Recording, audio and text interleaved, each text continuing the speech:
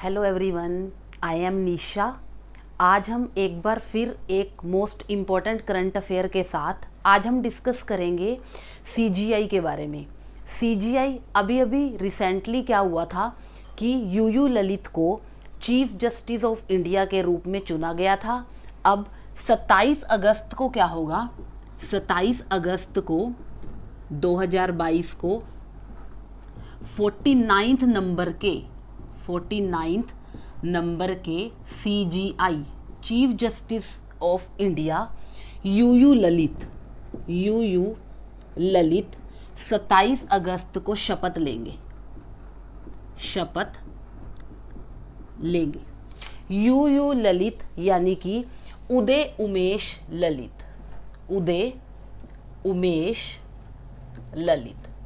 कहने का मीनिंग है कि 49 नंबर के जो सीजीआई हैं उनके रूप में 27 अगस्त को उदय उमेश ललित जो हैं वो शपथ लेंगे।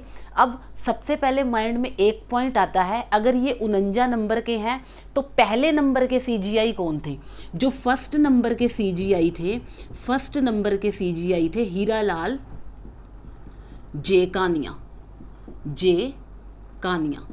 हीरालाल जे कानिया जो थे वो फर्स्ट नंबर के सीजीआई थे। जो हमारा भाग 5 है, भाग 5 जो कि यूनियन है, यूनियन इन द सेंस कि भाग 5 में जो वर्णन किया गया है वो संघ के बारे में बताया गया है। और इस संघ में कौन कौन इंक्लूड होता है? इस संघ में इंक्लूड होता है प्रेसिडेंट, वाइस प्रेसिडेंट, संसद, सुप्रीम कोर्ट और CAG in the sense controller, auditor and journal. और इसमें जो आर्टिकल इसमें आते हैं 52 से लेके 151 तक।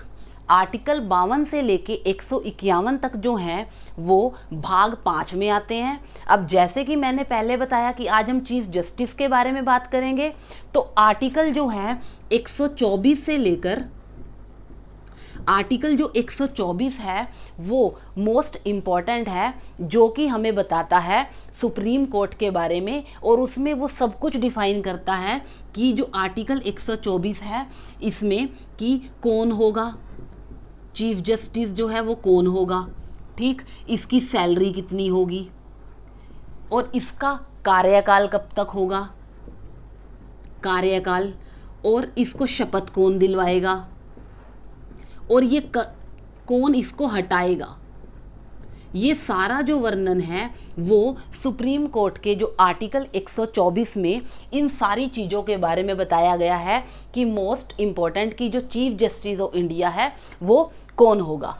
अब हमारे सामने एक बात और आती है कि जो चीफ जस्टिस ऑफ इंडिया है वो कैसे चुना जाता है।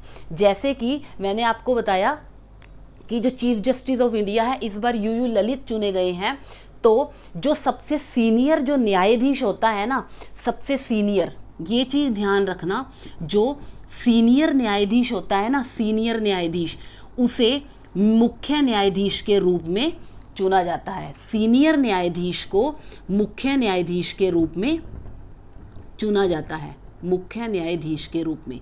अब जो ये यूयू ललित हैं ये केवल 74 दिनों के लिए चुने गए हैं, ओनली 74 डेज के लिए। अब हमारे सामने क्वेश्चन आया कि 74 दिन के बाद कौन बनेगा सीजीआई, तो उनका नाम भी आया है कि 50वें नंबर के जो सीजीआई हैं वो अपॉइंट होंगे DY चंद्रचूड़।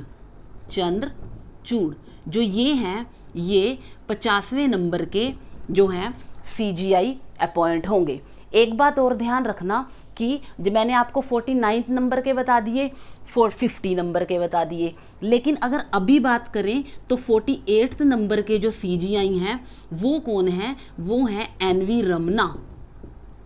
ये जो NV रमना है ये क्या करते हैं, हमारी एक कोलिजियम होती है, कोलिजियम में क्या होता है कि ये चुना जाता है कि जो अगले जो ये हैं क्या बोलते सीजीआई, वो इस कोलिजियन के अंडर चुने जाते हैं और उस कोलिजियम में जो मेन हेड होता है वो एट प्रेजेंट वाला मुख्य न्यायाधीश होता है, जो कि इस टाइम पे है एनवी रमना। तो आज इस छोटी सी क्लास में मैंने बताया सीजीआई के बारे में कि वो कैसे अपॉइंट होता है। मैंने आपको 49 नंबर के सीजीआई बताई, यूयू ललित और कमिंग, और 50 नंबर के जो सीजीआई बनेंगे वो बनेंगे डीवाई चंद्रचूड़। 48 नंबर के थे एनवी रमना, और पहले नंबर के हैं वो भी जानने बहुत ज़रूरी हैं, वो थे हीरालाल जेकानिया। तो ऐसे ही इसी YouTube चैनल पर मुझे जैसे भी टाइम लगा करेगा मैं शॉर्ट वीडियोस और डिटेल में अच्छे से आपको समझाने की पूरी कोशिश करनी है। तो आज के लिए इतना ही। Thank you.